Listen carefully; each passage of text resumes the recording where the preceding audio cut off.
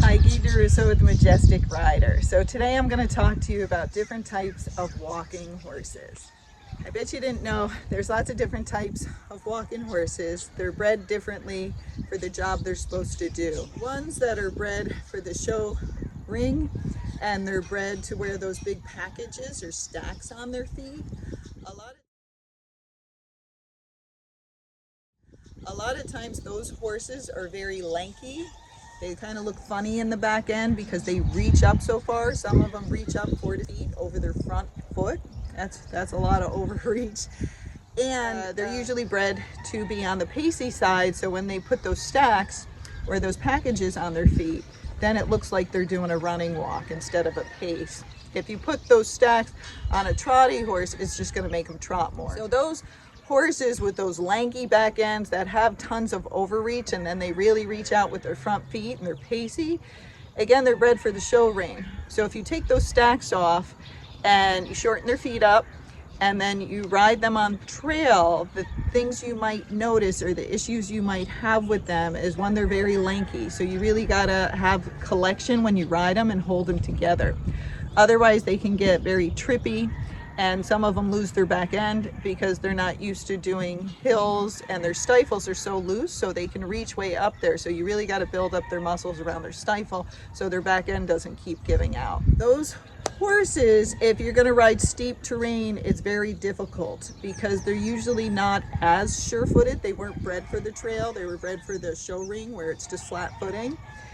And they're reaching out so far. So think when you see a quarter horse, or, well, even a gaited horse with a short stride like a Rocky, they're just reaching out maybe a foot in front of them. But when you're on one of these walking horses, they reach way out with their front foot. So instead of just clearing, what's in front of them a foot, they're clearing what's in front of them 3 feet away. So they might think they're going to clear the stump and the rock and stuff, but then they don't. They catch their foot on it.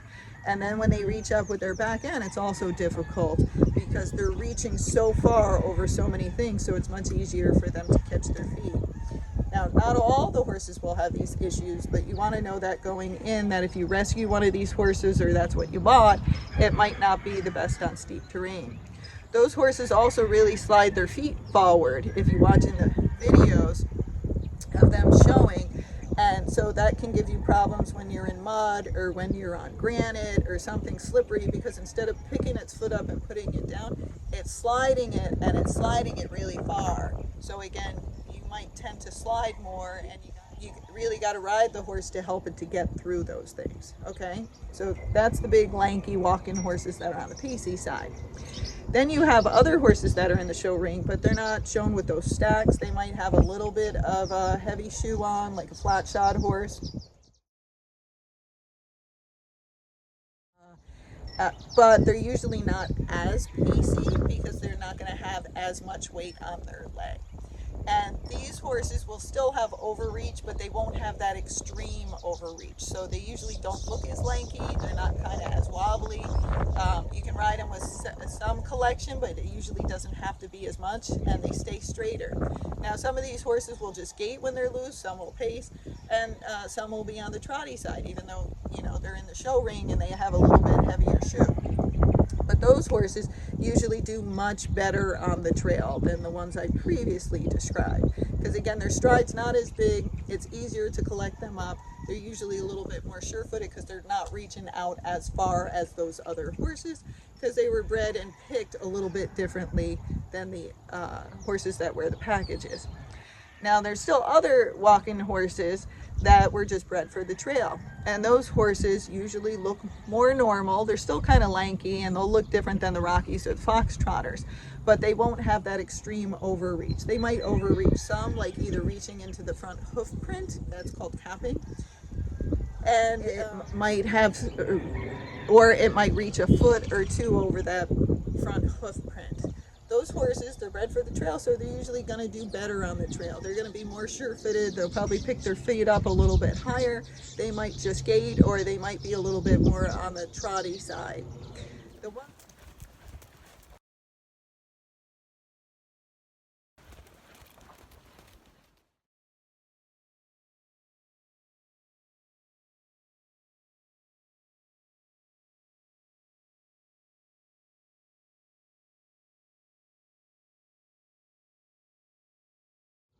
The ones that pace, or really hard pacers, those horses can be a little bit more trippy. So you do have to help them and train them well so they learn to pick up their feet, do lots of obstacles, lots of poles with them so they get good at that and they pay attention. Some of these walking horses, the way they're bred, we love them because they're so sweet and kind, but they can be a little bit slow in the brain, and so they don't react quickly to things. And that's why some of them, when they trip, they don't, jump up and catch themselves. They just fall down and kind of sit there. So you're also looking at the personality. You want a horse that's a little bit reactive if you're getting one of these horses, just so if it does trip, it pays attention and it'll catch itself quicker. The ones that are on the trotty side are usually more sure-footed than the ones that just gait or the ones that pace. Doesn't mean those other horses aren't good. They're all good. You just have to know what you're getting into and how you're trying to help those horses. Now there's also Tennessee walking horses that are more on the trotty side, and these horses might do a flat walk and a running walk, or they might do a fox walk and a fox trot, even though it's a walking horse. And that's because it's built differently. It has a shorter stride. It's not having that overreach, and it's more on the trotty side. So a fox trot would be closer to the line. If you're going to do steep hills, you have crazy terrain, getting one of the horses that is more on the trotty side is usually a better way to go, as long as it gaits nicely, or you can get it to gait. Because those horses that are on the trotty side usually pick their feet up higher, and they're a little bit more sure-footed on that steep terrain.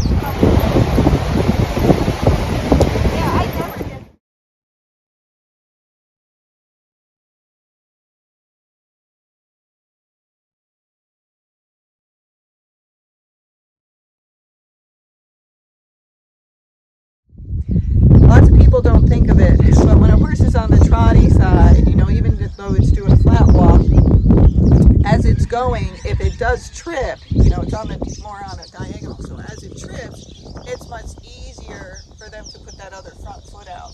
But a horse that's severely pacey, I'm going to back up so you can see me. A horse that's severely pacey, and you're riding it, when it goes like this and it trips, remember it's got nothing on that side to support it anymore. So when it trips, it usually just falls over. What it has to do to save itself is bring both other legs forward, because it's doing a pace, and get those legs down and get its weight over to that side.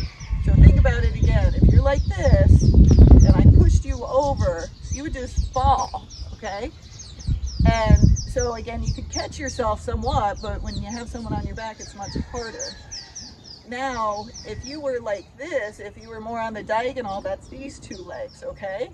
So say you're like this, and you start to trip, you use this leg, well, you can put this leg down to save you and shift your weight over. So understanding what the horse is, how it's made, can help you, because a lot of these horses that are pacey and they're trippers, they get labeled as neurologic, and maybe some of them are, but some of it's how you ride them, the terrain, and how you help them.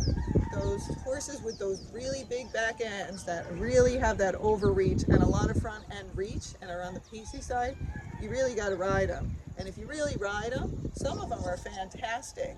But if you don't ride them, you don't pay attention, you don't make them aware of the footing, you don't tell them to pick their feet up, or, give them a little reminder with your leg or tap with your stick or the spurs when you see those things on the ground, those are the horses, they don't pay attention and they're kind of pacey and they trip and then they go, oh, here I go, and they just fall over. And that's a big problem because of course you can get hurt.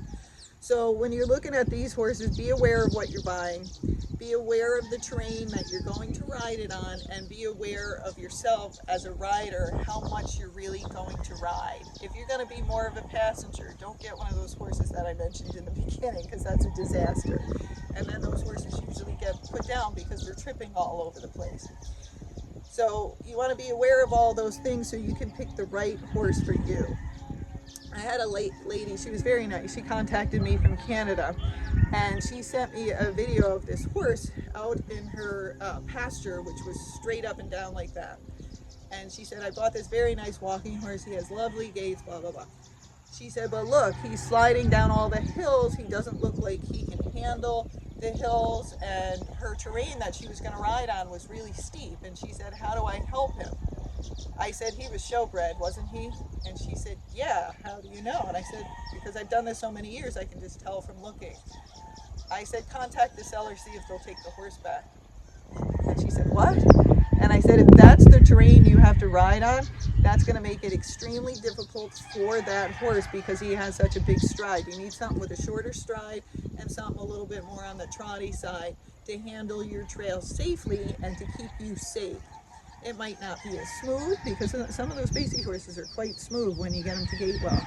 But I said, you have to get not what you want, but what you need. And I can tell from that terrain, you need something sure-footed. You need something with a shorter stride and something that's going to pick its feet up. So she contacted the seller and they actually did take the horse back, which was great because a lot of times people won't. And she had shipped that horse kind of far in to get that horse, so she was lucky.